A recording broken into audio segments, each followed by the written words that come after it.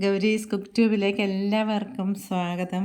ഇന്ന് നമ്മൾ ചെമ്മീൻ്റെ തല വെച്ചിട്ടുള്ളൊരു സ്പെഷ്യൽ ചമ്മന്തിയാണ് ഉണ്ടാക്കാൻ പോകുന്നത്. സാധാരണ ഉണക്ക ചെമ്മീൻ്റെ തല വെച്ചിട്ടാണ് ഉണ്ടാക്കാറുള്ളത്. ഇത് നല്ല ടേസ്റ്റുള്ളൊരു ചമ്മന്തി. എങ്ങനെ ഉണ്ടാക്കുന്നതെന്ന് നോക്കാം.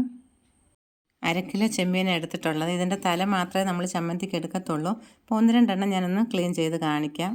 അപ്പോൾ ഇതുപോലെ പിച്ചി എടുത്ത ശേഷം തല മുറിക്കണം. ഇനി 2 ഭാഗത്തുള്ള ചെകിളയും കൂടെ എടുത്ത ശേഷം ആ ചെറിയ തൊലിയൊക്കെ ഒന്ന് ഉരിച്ചെടുക്കണം.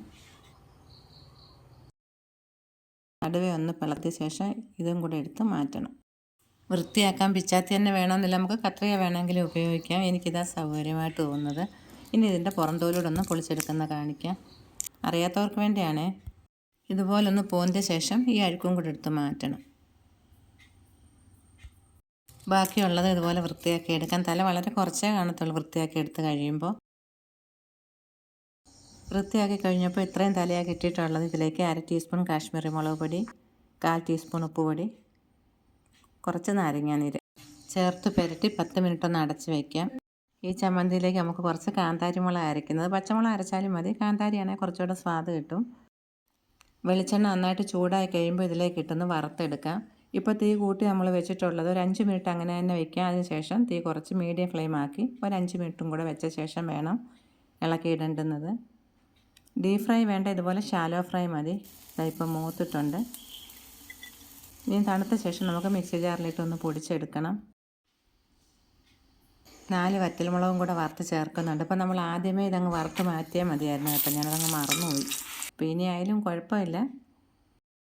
1 ടീസ്പൂൺ കല്ലുപ്പും ചെറിയൊരു നെല്ലിക്ക വലിപ്പത്തിൽ പുളിയും കൂടെ ചേർക്കുന്നുണ്ട്. 2 കൈ തേങ്ങ. എരിവും പുളിയൊക്കെ നമ്മുടെ ഇഷ്ടത്തിന് ചേർക്കാം. കുറച്ച് കാന്താരി മുളകും ഒരു 10 ചെറിയ ഉള്ളിയും കൂടെ ഒന്ന് മുറിച്ച് ചേർക്കാം. ഇതിൻ്റെ കൂടെ ഒരു കഷ്ണം ഇഞ്ചിയും കൂടെ ഒന്ന് മുറിച്ച് ചേർക്കാം. അപ്പോൾ നന്നായിട്ട് അരഞ്ഞ് കിട്ടും. അതുപോലെ എല്ലാ ഭാഗത്തും പിടിക്കുന്ന പോലെ ഒന്ന് ഇളക്കിയിട്ട് വേണം അരച്ചെടുക്കേണ്ടുന്നതും. കൂടെ 1/4 ടീസ്പൂൺ കാശ്മീരി മുളക് പൊടിയും കൂടെ ചേർക്കുന്നുണ്ട്, ഒരു കളർ കിട്ടുന്നതിന് വേണ്ടിയാണ്. ചമ്മന്തി ഒരുപാട് അങ്ങ് അരയ്ക്കണ്ട. പൾസ് മോഡിലിട്ടിട്ട് 2-3 പ്രാവശ്യം ഒന്ന് ഇളക്കിയിട്ട് അരച്ചെടുത്താൽ മതി. കുറച്ച് കറിവേപ്പിലയും കൂടെ അവസാനം ഇതുപോലെ ഇട്ടിട്ട് ഒന്നുകൂടെ ഒന്ന് കറക്കിയെടുക്കാം. ഈ ചമ്മന്തി നമ്മൾ വെള്ളം ചേർക്കാതെ വേണം അരച്ചെടുക്കേണ്ടുന്നത്.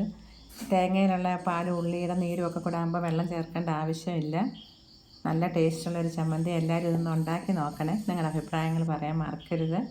മറ്റൊരു വീഡിയോയുമായി വീണ്ടും കാണാം. Thank you.